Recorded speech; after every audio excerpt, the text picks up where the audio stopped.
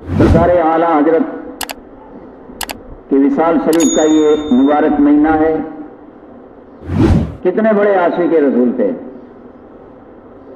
जिनकी हर अदा सुन्नत मुस्तफ़ा, ऐसे तेरे तरीकत पे लाखों सलाम, डाल दी जिसमें अजमत मुस्तफ़ा, सैयदी आला हजरत पे लाखों सलाम। आज सैयदों की मोहब्बत अगर हमारे दिलों में है तो ये मोहब्बत सिखाने वाले आला हजरत है, वरना सैयदों को कौन पहचानता था। ये आला हजरत का किरदार है कि जहां भी आप वाज करने के लिए जाते, ऐलान फरमाते कि इसमें जो भी सैयद हो खुदा के वास्ते स्टेज के ऊपर आ जाए। सैयद को स्टेज के ऊपर बिठाते और जब वाज खत्म होता, शिरनी तकसीम होती, आप ऐलान फरमाते कि इसमें जो लोग बैठे हैं, दाढ़ी मुंडे हैं, इनको 1 पीस देना, दाढ़ी वाले को 2 पीस देना, और सैयद जितने बैठे हैं इनको 4 पीस देना। इतने छोटे बच्चे का आप हाथ चूमा करते थे। सैयद का छोटा बच्चा हो, इनके लिए अदब से खड़े होते, इनका हाथ पैर चूमा करते थे। आज हमें 2 किताब पढ़ लेते हैं, कोई सैयद है बेचारा जाहिल, दाढ़ी नहीं है, नमाज पढ़ने नहीं आती है, हम कहते हैं हमें सैयद तो आए पर हमें दाढ़ी किना है, मोहम्मद है, नमाज किना पढ़े तो ही। ये क्या बक रहा है तू। कुरान का वर्क अगरचे ज़ईफ हो जाए, कुरान से निकल गया है, ज़ईफ हो गया है, नीचे पड़ा है कीचड़ में, फिर भी हम देखेंगे इसको धोकर हम चूमेंगे, बोसा लेंगे, इनकी बेअदबी नहीं करेंगे, ऊपर कदम नहीं रखेंगे, क्योंकि है कुरान का वर्क अलग हो गया है।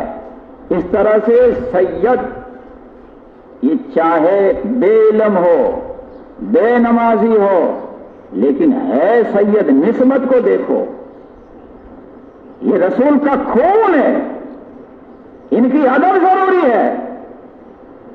जो लोग इनसे कीना रखे और इनसे अदावत रखे, समझ लो मुनाफिक है, वो मुसलमान नहीं है। तो मेरे बुजुर्ग और भाइयों, ये आला हजरत जिनके बारे में बात जाहिल लोग कहते हैं सैयद या दुश्मन, वाह माशाअल्लाह, सैयदों की अदब सिखाने वाले आला हजरत। और सुन्नतों के तो इतने पाबंद, इतना भरोसा था रसूल पाक के फरमान के ऊपर कि आपने सुना होगा कि जब आप हज के लिए गए तो वो जमाने के अंदर ये कोई हवाई जहाज नहीं था कि चलो 2-3 घंटे में पहुंच गए मक्के में, ऐसा नहीं था। दरियाई जहाज में जाते, स्टीमर में। तो आपने सफर किया था दरियाई जहाज में, बॉम्बे से लगती थी और जद्दा के किनारे पर ये जहाज रुकता था। हर बंदरगाह से छोटी छोटी कश्तियां जाती और बड़े जहाज पर सवार हो जाते। आप भी ये दरियाई जहाज में सवार थे और किताबों में लिखा है अचानक दरिया में तूफान बर्पा हो गया, बड़े बड़े मौजे उछलने लगे, समुद्र में तूफान बर्पा हुआ और इतना बड़ा जहाज कभी अंदर जा रहा है, कभी बाहर निकल रहा है, कभी अंदर जा रहा है, कभी बाहर निकल रहा है। जहाज का जो कप्तान था मल्लाह, اس نے دیکھا، اس نے اعلان کر دیا کہ اے لوگوں، اب اپنے اپنے طریقے سے بچنے کی کوشش کرنا، کوئی بچنے کی امید نہیں ہے، جہاز عنقریب ڈوبنے والا ہے، موت سامنے دکھا رہی ہے، اپنی اپنی طرف سے بچنے کی کوشش کر لینا، اب ہمارے بس کی بات نہیں ہے۔ سارے مریدین جو حج کے لیے جا رہے تھے، اعلیٰ حضرت کے ساتھ تھے، وہ بھی رو رہے ہیں، سب کو اپنی پڑی ہے، یہاں تک کہ آپ کی اماں جان قریب میں بیٹھے تھے، وہ بھی رو رہے ہیں، لیکن سرکار اعلیٰ حضرت کا عشق رسول دیکھو اور رسول پاک کی سنت کے اوپر بھروسہ دیکھو۔ اعلیٰ حضرت اطمینان سے بیٹھے،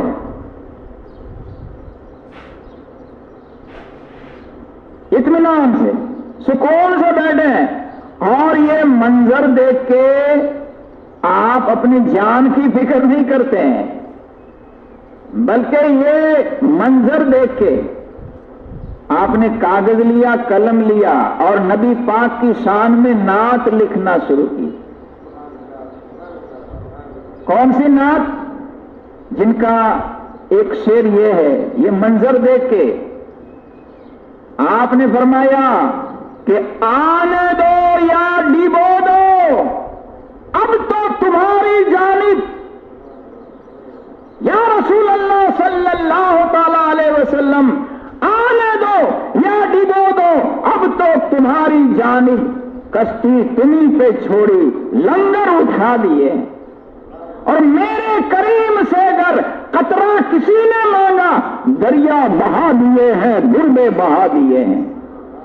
یہ نعت شریف ہے نا، آپ نے اس وقت لکھی کہ یا رسول اللہ صلی اللہ تعالی علیہ وسلم، اب چاہے ڈبا دو یا بچا لو، آپ کے اختیار میں ہے، ہم نے تو لنگر اٹھا دیے، کشتی آپ کی طرف چھوڑ دی ہے۔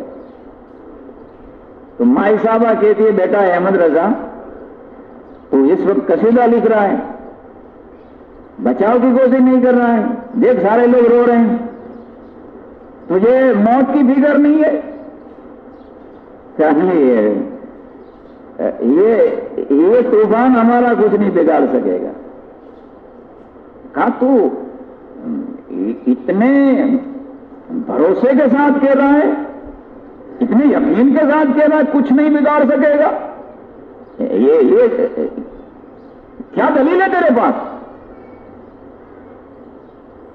کامی ہمارے آقا علیہ السلام نے حدیث پاک میں فرمایا ہے کہ جو دریائی سفر کرے اور یہ دعا پڑھ کے کشتی میں بیٹھے کہ بسم اللہ مجریہا و مرساہا ان ربی لغفور رحیم، یہ دعا پڑھ کے جو دریائی جہاز میں سفر کرے گا وہ صحیح سلامتی کے ساتھ منزل پر پہنچ جائے گا، دریا کا کوئی طوفان ان کا بال بھی بیکا نہیں کر سکے گا۔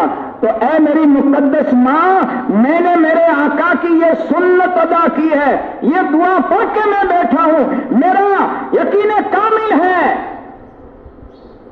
کہ یہ بال برابر بھی ہمیں نقصان نہیں پہنچا سکے گا، یہ طوفان ہمارا بال بھی بیکا نہیں کر سکے گا، کیونکہ ہمارے آقا کا فرمان جھوٹا نہیں ہو سکتا ہے قول محمد، قول خدا، فرمان نہ بدلا جائے گا، بدلے گا زمانہ لاکھ مگر قرآن نہ بدلا جائے گا۔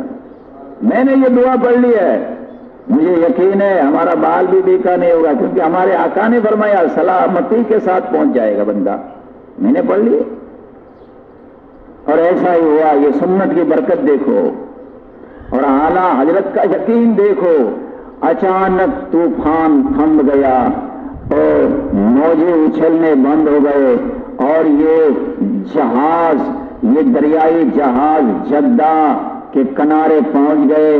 یہ سنت کی برکت سے سارے حاجی صاحبان سلامتی کے ساتھ وہ جدہ اتر جاتے ہیں۔ یہ یقین اور یہ پابندی تھی سنتوں کے اوپر، کوئی بھی کام سنت کے خلاف نہیں کرتے۔ اور جو سنت کے خلاف کرتا چاہے کوئی بھی ہو آپ ان کی اصلاح کرتے، ان کو روکتے کہ یہ تو غلط کر رہا ہے، اور لوگوں کو سنتیں بتاتے۔ سنت کے خلاف کوئی کام کرتا آپ برداشت نہیں کر سکتے تھے۔ یہی وجہ ہے کہ جب آپ کا وصال شریف کا وقت آیا، یہ 25 صفر 2:38 پر آپ کا وصال ہوا، تو اسی وقت کتابوں میں لکھا ہے کہ ملک شام کے اندر ایک بزرگ، شامی بزرگ اسی وقت پر سو رہے تھے، کیونکہ قیل اللہ کا وقت ہے۔ قیل اللہ یہ سنت ہے، کھانے کے بعد دوپہر کو تھوڑی دیر کے لیے لیٹنا، بھلے ہی 10 منٹ کیوں نہ ہو، آدھا گھنٹہ کیوں نہ ہو، آپ پوری رات جاگے ہوں گے، صبح کو فجر کے بعد سوئیں گے، چاہے 4 گھنٹہ سو کر اٹھوں گے تو بھی تھکاوٹ دور نہیں ہوگی، لیکن دوپہر کو کھانے کے بعد آپ صرف 15-20 منٹ سو لو قیل اللہ کی نیت سے، پوری رات جاگے ہوں گے، ساری تھکاوٹ دور ہو جائے گی۔ یہ سنت کی برکت ہے، جس کو قیل اللہ کا ہمارے آقا علیہ السلام قیل اللہ فرمایا کرتے، تھوڑی دیر کے لیے نیند لیتے تاکہ پھر عصر، مغرب، عشاء، تہجد کی نماز میں راحت ہو جائے۔ قیل اللہ سنت ہے۔ وہ بزرگ دوپہر کو قیل اللہ کر رہے تھے، سو رہے تھے، خواب دیکھا۔ خواب میں کیا دیکھا؟ اللہ کے پیارے محبوب صلی اللہ تعالی علیہ وسلم کھڑے ہیں، چہرے پر مسکراہٹ ہے، اور اس طرح سے آپ کھڑے ہیں جیسے کسی کی راہ دیکھ رہے ہو، کسی کا انتظار کر رہے ہو، آپ منتظر تھے کسی کے۔ تو شامی بزرگ نے جب یہ خواب دیکھا، عرض کرنے لگے یا رسول اللہ صلی اللہ تعالی علیہ وسلم، یہ آپ کس کی راہ دیکھ رہے ہیں؟ چہرہ اتنا خوش کیوں ہے اور کس کا انتظار فرما رہے ہیں؟ آقا نے فرمایا میں احمد رضا ہندی کا انتظار کر رہا ہوں، وہ میرا عاشق تھا، پوری زندگی اس نے دین کے لیے وقف کر دی تھی، میرے دشمنوں سے اس نے مقابلہ کیا تھا، آج میں ان کی راہ دیکھ رہا ہوں،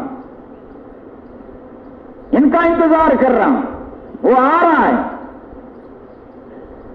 بس یہ خواب دیکھا، آنکھ کھل گئی۔ تو اس شامی بزرگ نے سوچا کہ میرے آقا جس کا نام لے کر مسکرائے اور جن کی تعریف کرے، اور میرے آقا جن کی راہ دیکھ رہے تھے، وہ ہستی کیسی ہوگی؟ ہند میں رہتے ہیں وہ، اس نے نام بھی پوچھ لیا کہ ہند میں کدھر؟ آقا نے یہ بھی فرمایا کہ بریلی شریف کے اندر سوداگرام محلے میں۔ اور بزرگ کو شوق ہوا کہ چلو دیدار کے لیے جاؤں۔ پہلے کے لوگوں کو ایسا شوق ہوتا تھا اللہ والوں کی زیارت کا، اللہ والوں کی صحبت کا۔ تو ملک شام سے بڑا لمبا سفر کر کے یہ شامی بزرگ ہندوستان آتے ہیں، دہلی سے بریلی شریف پہنچے، سوداگران محلے میں پہنچے، لوگوں کو پوچھنے لگے کہ یہاں احمد رضا ہندی نام کا کوئی شخص رہتا ہے؟ احمد رضا تو بزرگ سوداگران محلوں میں رہتے ہیں، بزرگ ہستی ہے بڑی۔ لوگوں نے بتایا کہ ان کا تو انتقال ہو گیا۔ کب ان کا انتقال ہو گیا؟ میں تو اتنا لمبا سفر کر کے ان کی زیارت کے لیے آیا، کب انتقال ہو گیا؟ تو لوگوں نے بتایا کہ حضرت آج سے کچھ عرصے پہلے سفر مہینے کی 25ویں تاریخ اور دوپہر کا وقت تھا، 2:38 ہوئی تھی اور حضرت نے انتقال فرمایا۔ تو وہ شامی بزرگ نے سوچا کہ اس نے جو خواب دیکھا تھا برابر اسی دن اسی تاریخ کو اسی وقت خواب دیکھا تھا۔ ادھر اعلی حضرت کی روح نکل رہی تھی، ادھر ہمارے آقا علیہ السلام ان کی راہ دیکھ رہے تھے۔ تو ایسے ہوتے ہیں عاشق رسول، اور رسول پاک ایسوں کے اوپر اتنا پیار کرتے ہیں۔ تو میرے بزرگوں اور دوستوں، ہمیں بھی چاہیے کہ ہم نبی پاک صلی اللہ تعالی علیہ وسلم سے سچی محبت رکھے، سچا عشق رکھے، ان کی سنتوں کو اپنائے، اور ان کے جو عاشق ہے یہ اولیاء کرام، ان کے نقش قدم پر چلیں گے تو انشاءاللہ ہماری دنیا آخرت دونوں سنور جائے گی۔